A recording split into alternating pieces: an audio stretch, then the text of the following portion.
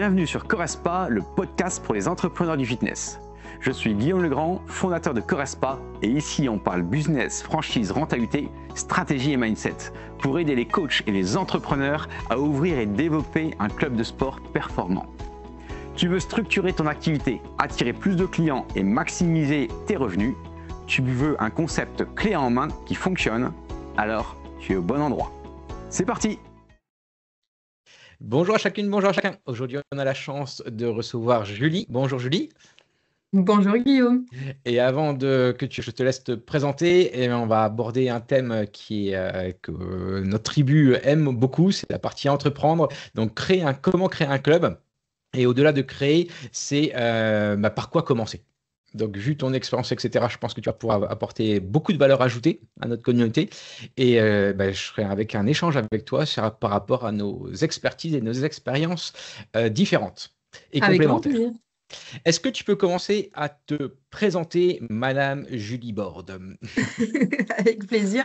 On ne dit pas le D chez moi, c'est muet. Julie Borde. Voilà. Et on rajoute Prévost, mon nom de jeune fille derrière. Voilà. Alors, pour me présenter, moi, ça fait 20 ans cette année que je suis dans le fitness, sans compter le STAPS avant. Moi, j'avais acheté mon premier club en fin 2004, on va dire en 2005, à Bourges, dans le centre de la France. Et je l'ai revendu, hasard du calendrier, en 2020, pendant le premier confinement. Donc, j'ai un petit peu plus de 15 ans d'expérience sur tous les postes d'un club généraliste, c'est-à-dire instructeur, évidemment gestionnaire, mais aussi commercial, relance, femme de ménage aussi, je fais très très bien le ménage.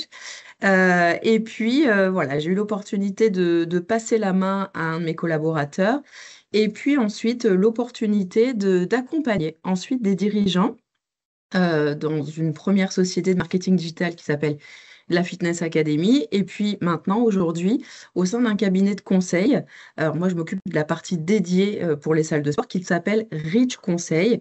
Pour situer un petit peu, c'est anciennement, je peux dire ça comme ça pour qu'on le comprenne mieux, KPMG. Alors KPMG, tout le monde connaît pour l'expertise, enfin en tout cas pour l'audit financier, le commissariat aux comptes, etc. Je ne vais pas du tout prendre de langage technique. Et puis depuis le 1er janvier, 13 janvier, toute la partie conseil, toute la partie expertise comptable, etc. est sortie pour créer une nouvelle entité qui s'appelle Ridge. Et j'ai la chance, l'honneur et le privilège de m'occuper de cette branche fitness maintenant, qui est vraiment très grande, très large, qui concerne tout type d'entrepreneurs du fitness, que ce soit des studios de coaching, des clubs généralistes, des clubs plus gros, des clubs aqua, etc. Tout type de taille, mais aussi d'entrepreneurs. Et ça à toutes les étapes de la vie de l'entreprise, que ce soit la création, le développement commercial ou la revente d'une entreprise. Voilà pour faire synthétique. C'est hyper simple. C'est super. Donc là, le thème, c'est ceux qui veulent créer. Et la première question, quand on veut créer, souvent, ils ont une idée, mais c'est par quoi commencer? Et par quoi commencer? L'idée, c'est de séparer ce podcast en 3 types de questions que je vais te poser et qu'on va échanger. Et la première, ce serait comment trouver le bon modèle? Et quand je dis comment, est-ce qu'il y a un intérêt à être plutôt indépendant, à être franchise? Qu'est-ce que tu conseillerais? Par quoi commencer? Quel est le meilleur modèle à trouver? Alors, c'est une très très bonne question parce qu'en fait, je suis souvent confrontée à la question parce que j'ai pas mal de porteurs de projets qui viennent vers moi pour une demande de prévisionnel, par exemple. Parce que nous, Ouais. on fait ça évidemment au cabinet et on va avoir des prévisionnels spécifiques au fitness. J'ai tout type de porteurs de projets, des personnes qui sont du métier, des personnes qui ne le sont pas. Et assez rapidement se dessinent. Après, moi, je leur propose et eux, évidemment, disposent. Mais s'ils sont pas du tout du fitness, effectivement, certains vont avoir plus le profil, et je vais leur expliquer pourquoi, justement, d'être franchisés pour être accompagnés, parce qu'ils vont avoir plus de cadres. Ils ont ces clés en main. Évidemment, ils n'ont pas tout à créer. Il y a déjà des process qui sont créés pour eux. Il y a tout un cadre qui va les aider Plutôt que, voilà, en indépendant, il faut le savoir. Moi, c'est autre chose. Il faut tout créer soi-même, il faut tout tester. Et si on n'est pas du métier, on va faire toutes les erreurs. Ça va nous coûter du temps, de l'argent. Et donc, selon les profils, il y en a quand même un certain nombre à qui je recommande de se rapprocher de franchises pour être beaucoup mieux accompagné et encadré. Ouais, je partage ton avis. À mon sens, c'est un concept qui est éprouvé, la notoriété qui va avec et surtout l'accompagnement et qui n'est pas négligé, je pense, sur du long terme. Ça permet de gagner du temps, de réduire les risques aussi et puis d'éviter toutes les petites erreurs du débutant. Mais ça, c'est les avantages par rapport à la franchise. Mais dans ces cas-là, quels sont aussi les avantages à être indépendant parce que les deux sont intéressants? Quel type de Alors, profil tu aurais rentré plus sur quelqu'un qui veut vraiment être indépendant par rapport à franchise? pour des personnes qui ont déjà travaillé dans le fitness, qui connaissent déjà, on va dire, les process, comment créer un club, qu'est-ce qu'il faut faire pour communiquer, comment gérer un club aussi financièrement, comment le piloter, comment prospecter. Pour des personnes qui connaissent déjà un petit peu tous ces process, effectivement, bon, pourquoi pas. Ensuite, bon, l'avantage à être indépendant, elles vont pas forcément avoir de montant à reverser, il y aura pas de royalties, etc. Après, il faut savoir aussi qu'il y aura quand même des budgets en communication, pas mal de choses qui sont pas regroupées quand on est franchisé. Donc, il y a un avantage et un inconvénient, en tout cas un inconvénient. Dans les deux, chacun choisira, mais c'est intéressant que chacun étudie quand même. Moi, je dirais plutôt que voilà, quelqu'un qui est absolument pas du métier, c'est peut-être mieux pour lui qu'il rejoigne une marque. Quelqu'un qui a plus d'expérience, il aura plus de potentiel à être indépendant. Après, ça ne veut pas dire qu'il choisira pas une marque aussi s'il aime l'identité de la marque. Alors, ouais, c'est la nuance que j'aurais. Merci de finir là-dessus, parce que j'aurais aussi mis ça, parce qu'un francier est indépendant financièrement et juridiquement, il ne faut pas l'oublier. Oui, il y a le concept qu'il faut respecter derrière, mais c'est avant tout quelqu'un qui est indépendant financièrement et juridiquement qui lui permet d'évoluer. Est-ce que c'est pas que l'argent qui va décider? Bien entendu, c'est avant tout, à mon sens, la personnalité, ce qu'on a envie d'en faire. Mais est-ce que tu as un peu des chiffres? Ou si tu n'en as pas des chiffres clairs avec ton expérience, est-ce que tu n'as pas un peu une orientation par rapport à concrètement la rentabilité dans les clubs indépendants ou franchisés? Est-ce que dans les parties grosses franchises, on est plutôt aux alentours de 15-20%? Est-ce que tu as des idées par rapport à la moyenne chez les indépendants? Alors, j'aurais pas de chiffres comme ça. J'ai pas vraiment de chiffres clés s'ils sont indépendants ou franchisés par rapport à la rentabilité. Ce que je sais, c'est que souvent les clubs indépendants, en tout cas, qui me contactent, c'est pas, ou même franchisés, j'ai envie de dire, c'est pas forcément la marque ou la franchise qui fait la rentabilité, c'est ce qu'il y a dans la tête de la personne, son niveau de conscience de ce qu'il faut faire. Parce que c'est évidemment du travail, hein. Les personnes, moi j'ai aussi des personnes qui me contactent qui ont un autre job à côté, dans le sens où elles sont absolument pas présentes ou en tout cas investies et elles attendent que ça tourne tout seul dès le départ. Non, c'est pas comme ça que ça se passe, pas vraiment. Au niveau de la rentabilité, moi j'aimerais bien que tous les clubs puissent atteindre 15-20% de rentabilité. C'est ce que je veux pour eux au minimum. Bien souvent, je rencontre des problèmes liés au pilotage, liés au manque de conscience au niveau commercial, au manque de conscience sur ce qu'il faut faire en termes de prospection, en termes de communication. Et il faut travailler sur ces trois piliers-là, communication, prospection, vente, essentiellement, pilotage aussi, pour arriver à atteindre une rentabilité. Donc moi, je vois pas de différence vraiment de rentabilité entre indépendant et franchisé, mais plus le travail, le niveau de conscience de ce qu'il faut faire, essentiellement. Oui, oui. Et on revient toujours à la même chose, la personnalité avant tout et le pourquoi qui anime la personne. Je pense aussi que c'est pour moi, à mon sens, le critère numéro un. Mais le deuxième, c'est le savoir-faire. Et c'est là où la Mhm. franchise peut avoir ses intérêts. Est-ce que le Bien savoir-faire, sûr. l'objectif, c'est de le faire savoir et de former au savoir-faire. Donc, sans jeu de mots, ce qui est hyper intéressant, c'est que tout ça, c'est souvent, la franchise permet notamment, nous à Correspa, par exemple, on a tout ce qui est également reporting réseau, qui permet également d'accompagner et de tracer concrètement où sont les points forts et les points faibles et de s'améliorer plus rapidement. Ce qui a plus difficilement à une personne qui va être plutôt indépendante. Et Mhm. c'est la difficulté. Mais en effet, je pense que les process, à mon sens, ça joue d'abord sur la personnalité, mais la réussite joue, à mon sens, beaucoup, beaucoup sur tous les process que tu viens de sortir. Ouais, je suis d'accord avec toi. Donc, une fois on veut construire un modèle, donc là, c'est voir quel modèle, il n'y en a pas un qui est plus intéressant que l'autre. On m'a bien dit que ça dépendait beaucoup de l'histoire de la personne, ce qu'elle veut faire. Mais à ton avis, comment construire, ce serait ma deuxième question, comment construire une offre irrésistible? L'objectif, c'est d'attirer les premiers clients et bien entendu pas que les premiers par la suite, mais comment sortir du lot par rapport à ce qui existe sur le marché et comment concrètement construire. Comment on construit une offre, et j'aime bien dire une offre irrésistible, parce que l'objectif, c'est vraiment que la personne ne se pose pas de questions. Il faut aller à cet endroit-là et pas ailleurs. Bah, déjà, il faut bien sûr faire une bonne étude de marché, savoir où on souhaite, où on désire s'implanter, voir la concurrence aussi, voir la zone de chalandise. Ça, c'est vraiment très, très important pour en tout cas démarrer, ça, c'est certain. Ensuite, comment construire son offre? Bah, tout dépend si on est déjà dans une zone où il va y avoir beaucoup, par exemple, soit de studios, soit de clubs généralistes. Si on veut créer un énième club low cost alors qu'il y en a déjà 10, bon, ça va pas être forcément simple. Donc, pour se démarquer, essayer de bien comprendre ce que font les concurrents pour forcément proposer autre chose avec une identité forte et une communication, un branding puissant. Ça va être vraiment pour l'image de l'entreprise. Et puis après, une offre forte, en tout cas une expérience forte en termes d'utilisateurs, c'est dès le premier jour, dès le premier pas aussi dans le club. C'est-à-dire dès que le prospect entre, ou même dès que le prospect téléphone, bah, qu'est-ce qu'on va lui dire, qu'est-ce qu'on va ressentir, est-ce qu'on va le faire venir, comment ça va se passer quand on va le faire venir, et puis ensuite quand il va devenir client, quels sont ses premiers pas, quel est le chemin. Il y a un chemin avant, ça s'appelle le parcours prospect, et puis il y a un chemin après, ça c'est le parcours client. Déjà, bien construire ça, il faut bien sûr réfléchir à l'avant, bien construire étape par étape, et puis ensuite continuer sur l'après. Qu'est-ce qui se passe à un jour, 2 jours, 10 jours, 30 jours, et pendant ensuite toute la vie de pratique de notre nouveau client. Yes, je partage ton avis. Je le dis souvent avec des mots différents. Je parle beaucoup de positionnement, comment se positionner. Et il y a quelque chose qui m'intéresse énormément, moi, c'est le persona.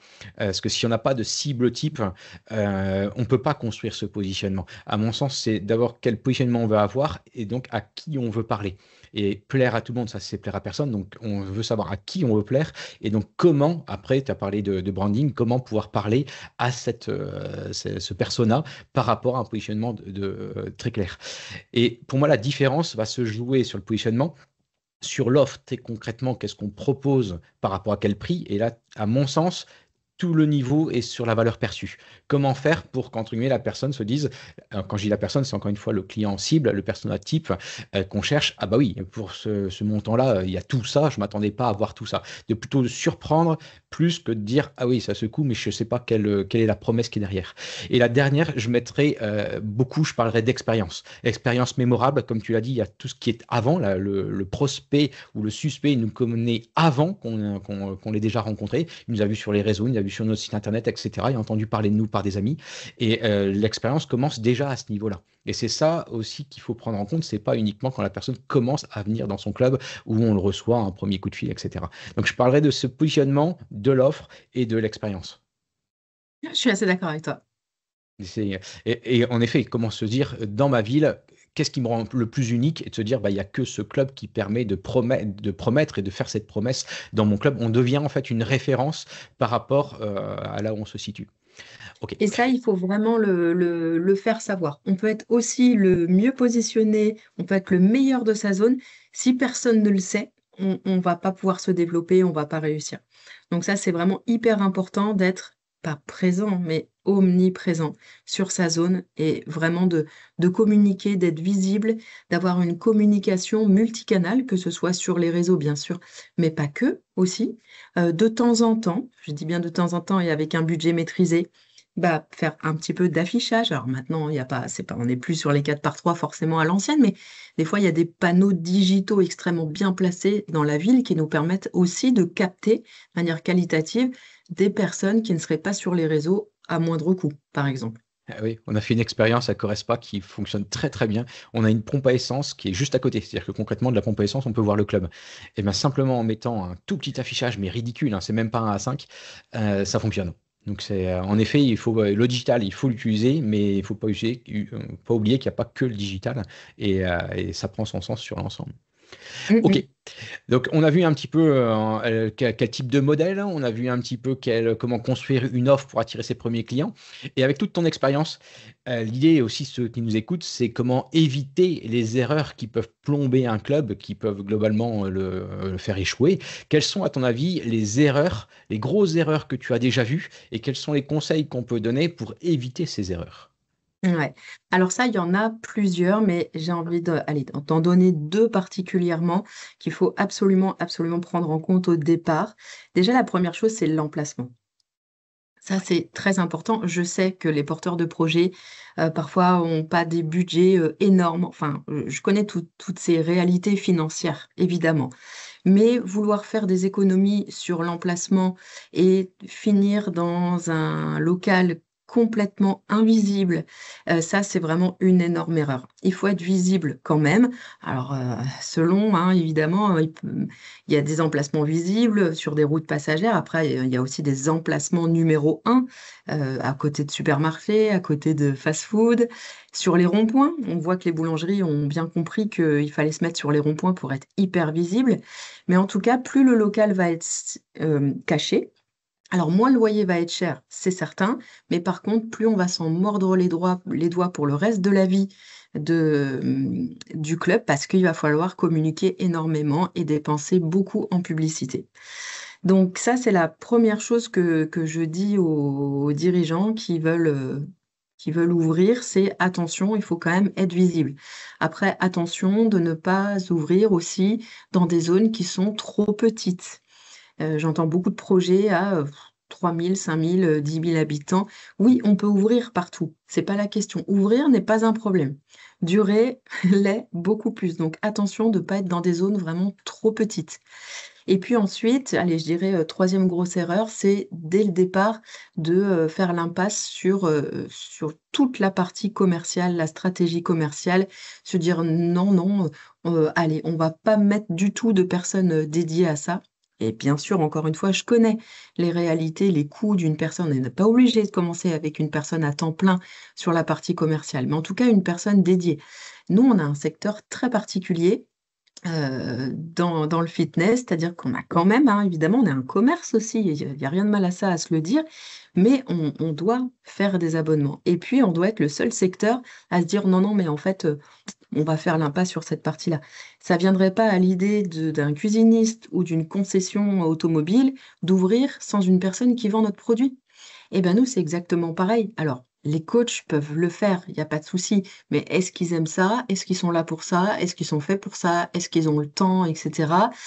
Ça, c'est plein de questions, mais une personne dédiée qui ferait une partie accueil commercial, la rentabilité sur ce poste, elle est vraiment énorme, énorme, énorme. Elle est Faut cruciale. tout Bah oui, il faut compter combien on peut, enfin, je sais pas, une personne, elle est à peu près 15, 20 euros chacun de l'heure peut rapporter le prix d'un abonnement.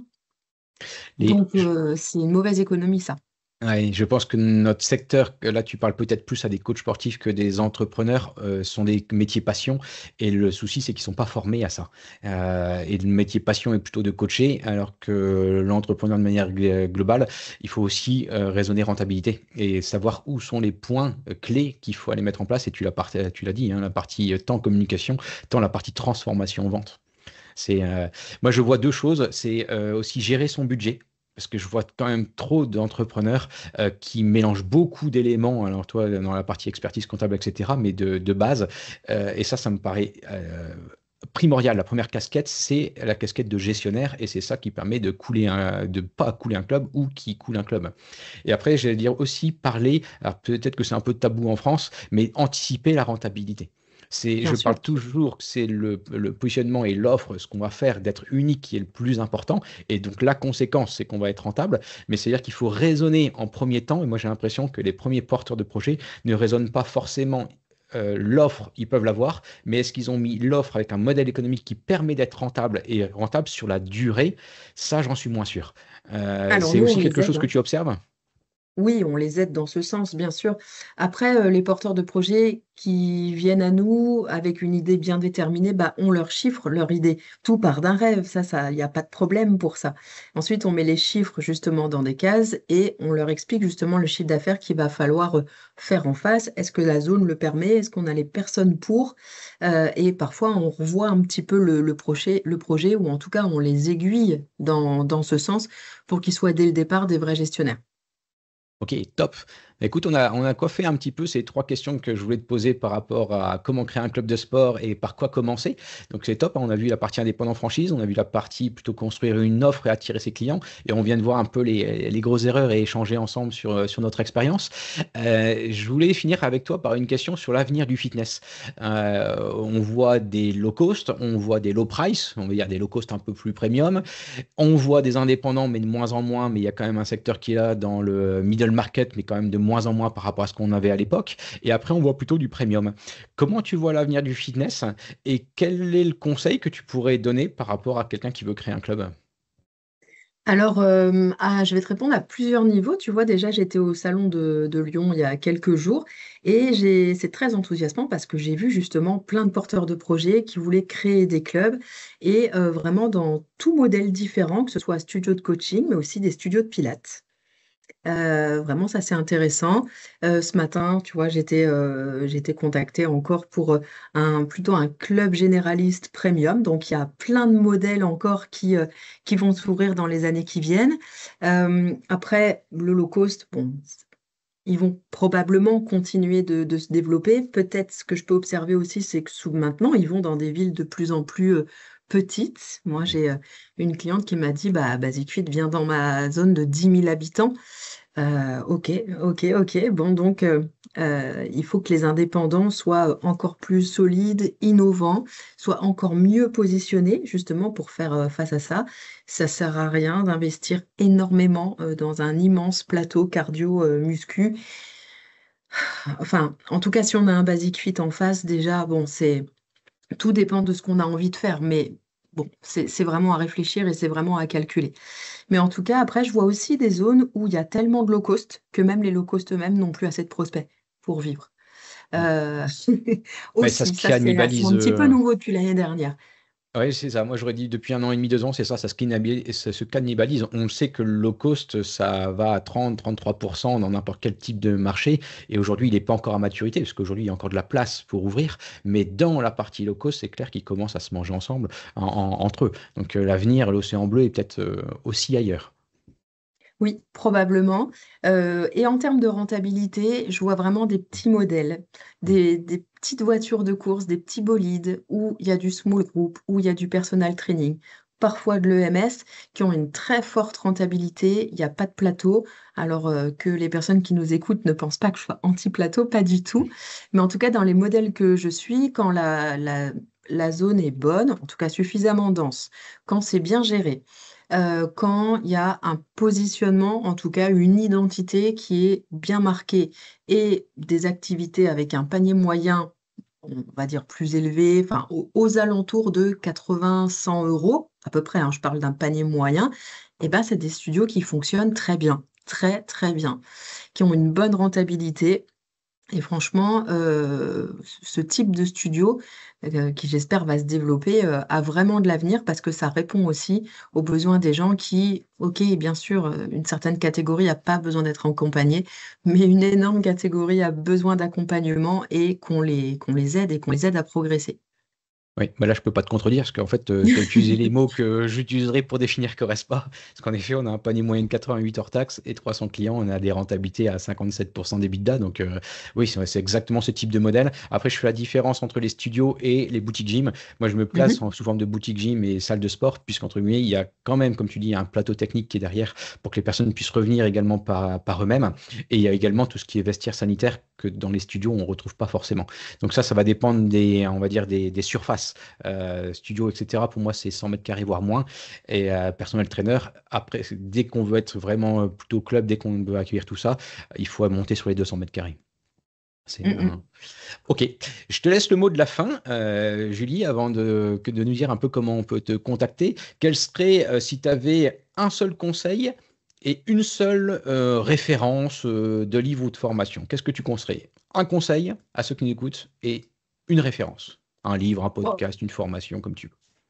Alors, des livres références, j'en ai plein. Allez, celui qui me vient comme ça. Alors, il est tellement facile à lire pour justement des dirigeants qui ont peu de temps et quand je vois leurs problèmes RH, on n'en a pas parlé aujourd'hui, moi je conseille tout le temps le Manager Minute, Ah oui, je connais bien. qui est Oui. un livre génial qui se lit hyper vite et qui, si je l'avais lu plus tôt, m'aurait bien épargné des soucis, mais bon, des soucis courants et inhérents à tout chef d'entreprise. Donc ça, je le conseille vraiment souvent, ce livre. Et puis Et puis enfin, écrit de manière très sympathique, oui, très pédagogue ce bouquin. Je fais exprès de mettre un teasing, vous le lirez, vous verrez un peu comment c'est écrit, mais c'est très bien fait. Je suis d'accord avec toi. Et ton tout à conseil? fait. Mon conseil, c'est de suivre ses chiffres, vraiment. Que ce soit ses statistiques, que ce soit son compte, ses indicateurs, ses KPI, c'est hyper important de suivre ses chiffres tout le temps, en permanence. Alors, tous les jours, un peu pour les KPI, évidemment, mais vraiment d'avoir une gestion rigoureuse, au moins à la semaine, hein, ça c'est vraiment le minimum pour avoir justement une vision sur ce qui est en train de se passer depuis le début du mois, depuis le début de l'année et puis surtout les prévisions. Quel va être l'impact de nos ventes sur la fin du mois, le reste de l'année. Voilà, comment se porte la trésorerie. Voilà, c'est vraiment piloter, compter. Des tableaux de bord, il en existe plein, peu importe. Il faut qu'ils soient alors, soit automatisés, bien entendu, ou en tout cas avec des repères qui parlent en tout cas à celui qui le fait, hein. Je peux leur en transmettre sans problème. Mais surtout, piloter, garder un œil sur vos chiffres. Je vois trop de dirigeants qui le font pas et qui ont des surprises très vite, parce que quand on n'a pas l'œil sur ses chiffres, sur ses comptes, on s'aperçoit de rien. Donc, mon mot de la fin, c'est compter et piloter. Ouais, je partage ton avis. Bien savoir le mettre en place, une fois qu'il est mis en place, le piloter, ça veut dire prendre, moi j'appelle ça des informations. On en fait des informations qui permettent de prendre les bonnes actions après, une fois qu'on a les bons chiffres. Eh bien écoute, Julie, je te remercie pour cet échange. Merci Guillaume. Si ceux qui nous écoutent veulent te contacter, on les envoie par où? Ils vont sur ton site, ils vont sur LinkedIn, comment on fait? Oui, plutôt sur LinkedIn, ma page donc Julie Bord-Pruvot, où ils vont pouvoir trouver tout mon contenu que je donne au quotidien. Je donne beaucoup de contenu, de choses gratuites. Il y a aussi pas mal de PDF à télécharger, de conférences, pas mal de choses que j'ai laissées qui sont téléchargeables gratuitement. Et puis ils trouveront aussi le lien de Rich Conseil pour aller sur le site et voir justement à quel point ce cabinet de conseil peut leur apporter, même sur des questions pointue, précise dans tous les domaines, et puis forcément pour la partie fitness dont je m'occupe. Eh bien, je te remercie, Julie, et je te dis à très vite.